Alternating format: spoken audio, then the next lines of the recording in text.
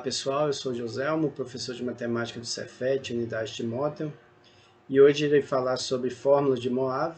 Mais especificamente nesse primeiro encontro irei falar sobre a primeira fórmula de Moav, que é a fórmula que nos permite determinar potências de números complexos, só que de uma forma um pouco mais geral. Vamos lá. Então, lembre-se da aula passada que nós deduzimos uma maneira de calcular o produto entre dois números complexos. E aí era dado nessa forma aqui. Produto entre Z1 e Z2 é igual ao produto dos módulos vezes cosseno da soma dos argumentos, mais I seno da soma dos argumentos. E aí, observe alguns casos particulares, considerando essa fórmula do produto aqui. Então, suponha que, primeiro, que o número Z1 é igual ao número Z2, e ambos são iguais a Z. E aí, nesse caso, aplicada essa fórmula, o que você está fazendo, na verdade, é calculando a potência 2 do número Z. E aí, pela fórmula, o que é que nós temos? Como o primeiro número é igual ao segundo, então, o que você tem, na verdade, é módulo de Z vezes módulo de Z. Vezes cosseno da soma dos argumentos. Novamente, o argumento do primeiro número é igual ao argumento do segundo, porque se trata do mesmo número. Então, você tem, na verdade, cosseno de θ mais θ. Claro, supondo que o argumento de Z é θ. Mais I seno da soma dos argumentos, novamente, θ mais θ. E aí, efetuando as operações, o que é que nós temos? Módulo de Z ao quadrado, módulo de Z vezes módulo de Z, vezes cosseno de 2θ, né? θ mais θ, mais I seno de 2θ novamente. Então, veja que existe, nesse primeiro exemplo que eu peguei, nesse primeiro caso particular, existe uma relação entre o índice da potência que você está calculando e a expressão que se obtém lá para o produto, ou para a potência. Então, veja, o que aparece aqui nesse primeiro fator é módulo de Z elevado a 2, mesmo índice da potência, vezes cosseno de 2 vezes o ângulo θ, ou seja, 2 vezes o argumento do número Z. E esse 2, de novo, tem uma relação com o índice que aparece ali. Mais I seno de 2 vezes o ângulo θ aí, para a segunda parte.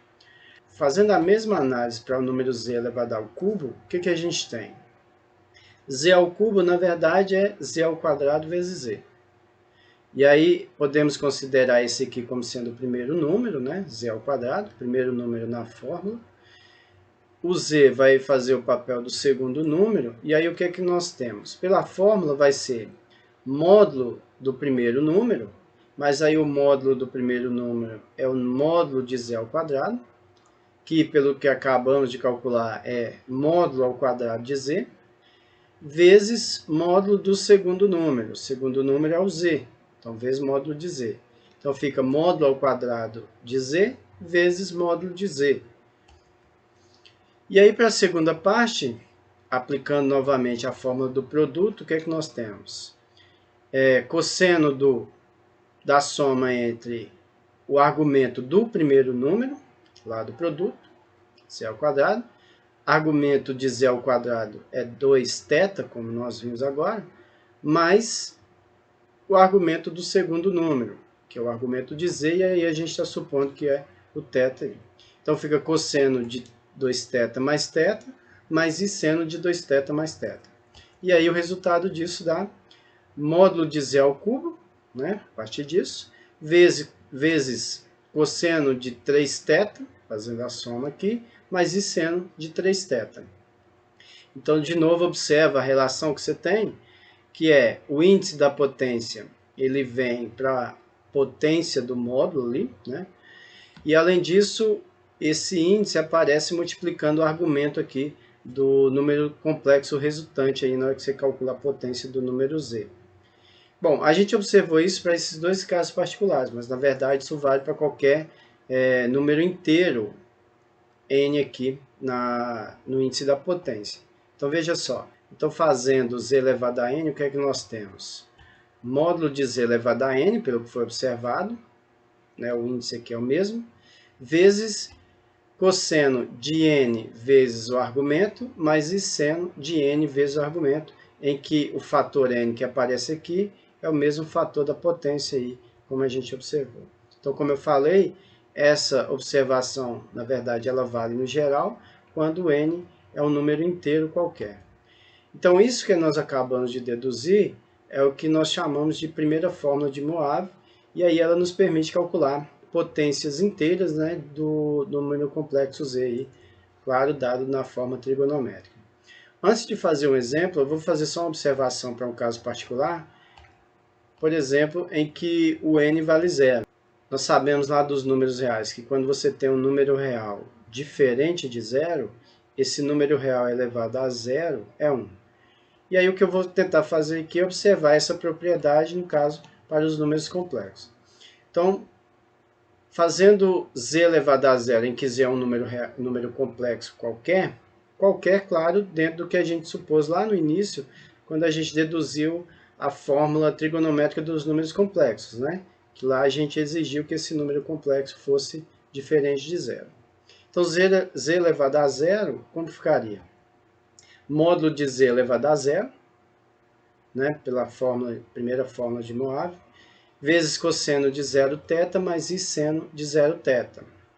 E aí, módulo de z elevado a zero é 1, porque módulo de z é um número real. E aí, como eu falei agora há pouco, vale a propriedade, vezes cosseno de 0 mais i seno de 0. Cosseno de 0 é 1, seno de 0 é 0. Então, o que nós temos aqui, na verdade, é 1 mais 0, ou seja, 1. Então, z elevado a zero é 1, e vale a propriedade que, né, nós já conhecemos lá para os números reais. Agora vamos a um exemplo. Suponha que a gente queira calcular a potência, ou a 14ª potência do número 1 menos i. Então, qual que é o primeiro passo? Escrever o número 1 menos i na forma trigonométrica e depois aplicar a primeira fórmula de Moivre que a gente acabou de deduzir lá. Então, chamando 1 menos i de z, o que é que nós temos? Módulo de z vai ser raiz quadrada de parte real quadrada mais parte imaginária ao quadrado, né? Lembre-se que a parte real e a parte imaginária estão aqui. E aí fica módulo de z da raiz de 2.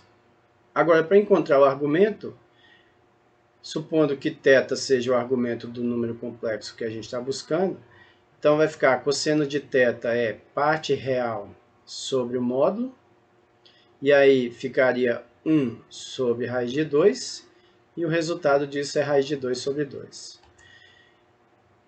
Já o seno vale a relação parte imaginária sobre o módulo, e aí fica menos 1 sobre raiz de 2, e na verdade é menos raiz de 2 sobre 2. Então, novamente, buscamos o ângulo θ, cujo cosseno vale raiz de 2 sobre 2, e o seno vale menos raiz de 2 sobre 2.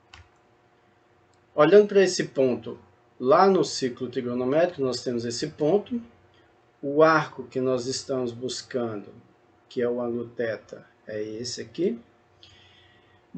E aí, para determinar quem que é esse arco, fazemos a redução lá no primeiro quadrante, e a partir do arco no primeiro quadrante, a gente consegue determinar quem que é esse daqui. Na redução lá no primeiro quadrante, o ponto determinado pelo arco no primeiro quadrante, ele vai ter como cosseno raiz de 2 sobre 2 e seno raiz de 2 sobre 2 também. Isso devido à congruência desses triângulos aqui que nós obtemos. Como nós sabemos, o ângulo lá no primeiro quadrante, que tem esses valores por seno e cosseno, é o ângulo de π sobre 4, ou 45 graus.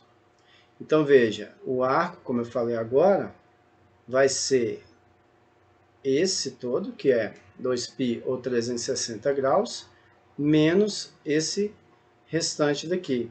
Só que aí esse restante, ele é igual a esse, por congruência de triângulo, como eu falei, e ambos são iguais a 45 graus. Então, o ângulo que nós queremos é 360 menos 45, que é 315 graus, ou 7π sobre 4 radiano. Então, o ângulo θ, o argumento do número z, é 7π sobre 4. Assim, o menos i vai ficar raiz de 2, modo, vezes cosseno de 7π sobre 4, mais i seno de 7π sobre 4. E agora vamos calcular a potência desse número aqui agora, né?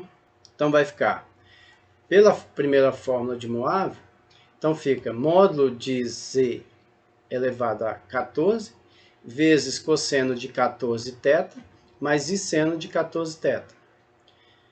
Aqui, substituindo os valores que nós temos, fica raiz de 2 elevado a 14, né? Módulo elevado a 14, vezes cosseno de 14 vezes 7π sobre 4, mais i seno de 14 vezes 7π sobre 4. Bom, raiz de 2 elevado a 14 vai ficar raiz de 2 elevado ao quadrado, e isso tudo aqui elevado a 7, né? Usando propriedade de potência aí dos números reais. Então fica 2 elevado a 7. 2 elevado a 7. Agora, para essa outra parte aqui, nós podemos simplificar. 14 por 4 dá 2, aqui embaixo. Lá em cima dá 7. Então fica 7 vezes 7, 49π sobre 2. Então é cosseno de 49π sobre 2, mais i seno de 49π sobre 2. Bom, 2 elevado a 7 é 128. Agora, para essa outra parte aqui, veja que o argumento, nesse caso, ele é maior que 2π. Então, significa que esse argumento aqui não é o argumento principal. Então, o que nós podemos fazer é considerar o argumento principal para esse número complexo aí. Para isso, o que é que nós podemos fazer? Observa que 49π sobre 2, na verdade, é 48π mais π, tudo isso sobre 2.